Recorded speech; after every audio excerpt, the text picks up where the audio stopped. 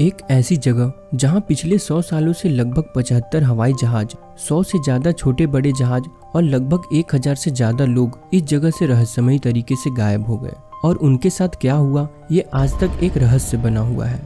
दोस्तों, आज हम बात करने जा रहे हैं बरमूडा ट्रायंगल की, जिसे दुनिया की सबसे रहस्यमयी जगहों में से एक माना जाता है। बरमूडा ट्रायंगल से जुड़ी सबसे पहले गायब होने की असामान्य घटना का जिक्र 17 सितंबर साल 1950 में द मियामी हेराल्ड में प्रकाशित एक लेख में किया गया, जिसके लेखक एडवर्ड वान विंकल जोन्स थे।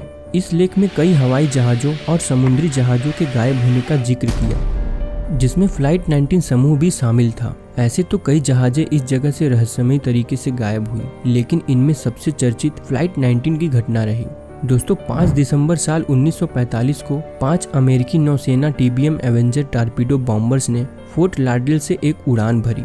यह एक डेली रूटीन उड़ान थी जो उन्हें पूर्व में ले जाने और बहामा द्वीप समूह के पास उड़ान भरने और फिर फोर्ट लाडरडेल लौटने के लिए थी।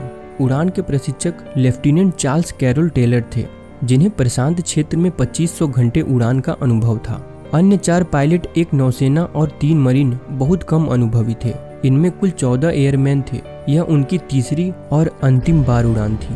उड़ान से पहले सभी विमानों को एक पूरी तरह से पूर्व उड़ान जांच की गई, जिसमें कंफर्म किया गया था कि फ्यूल टैंक में भरे हुए थे, जो उड़ान के 5.5 घंटे के लिए पर्याप्त थे, और उपकरणों की जाँच की गई थी। मौसम को अनुकूल बताया गया था, जिसमें समुद्र की स्थिति मध्यम से उच्च थी। उड़ान दोपहर 2 बजे लॉन्च की गई। वापसी का समय शाम 5:30 बजे तय किया गया। शुरू में सब कुछ ठीक चल रहा था। उड़ान का पहला हिस्सा सफल रहा था। फ्लाइट 19 ग्रुप वापसी पे थे जब चीजों ने एक अलग मोड़ ले लिया।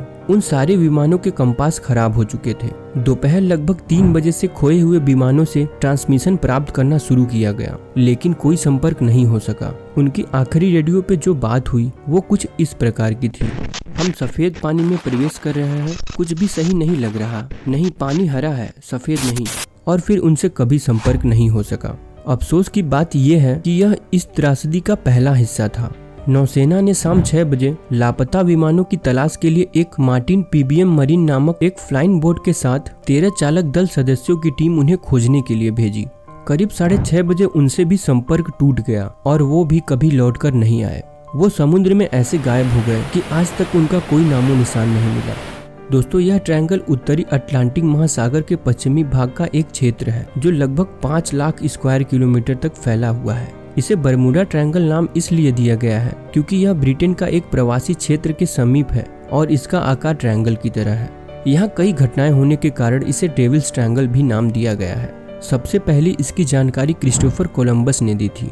उनका कहना था कि यह इलाका एलियंस के बेस तक जाता है। इसे हमेशा से ही एक रहस्यमयी जगह माना जाता है। इस जगह के ऊपर कई सारी मूवीज और डॉक्यूमेंट्री भी लिखी गई हैं। इस क्षेत्र में जहाजों के गायब होने के कारणों पर कई अध्ययन और शोध किए गए, लेकिन स्पष्ट रूप से सामने निकलकर कुछ भी नहीं आया। दोस्तों, आपको क्या लगता है? अपनी राय कमेंट बॉक्स में कमेंट कर जरूर दें।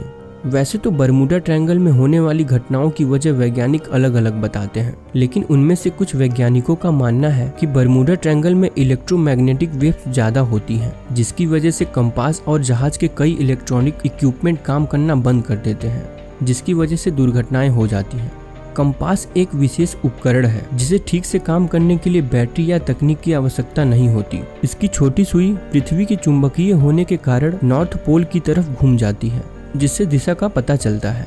दुनिया में केवल 2 रिकॉर्ड किए गए ऐसी जगह है जहां कंपास नॉर्थ पोल की बजाय सही दिशा उत्तर को इंडिकेट करता है। एक बरमूडा ट्रायंगल और दूसरा जापान के तट में स्थित डेविल सी नाम की एक जगह है। कंपास दरअसल एक मैग्नेटिक डिक्लाइनेशन से गुजरता है, जिसके कारण यह होता है।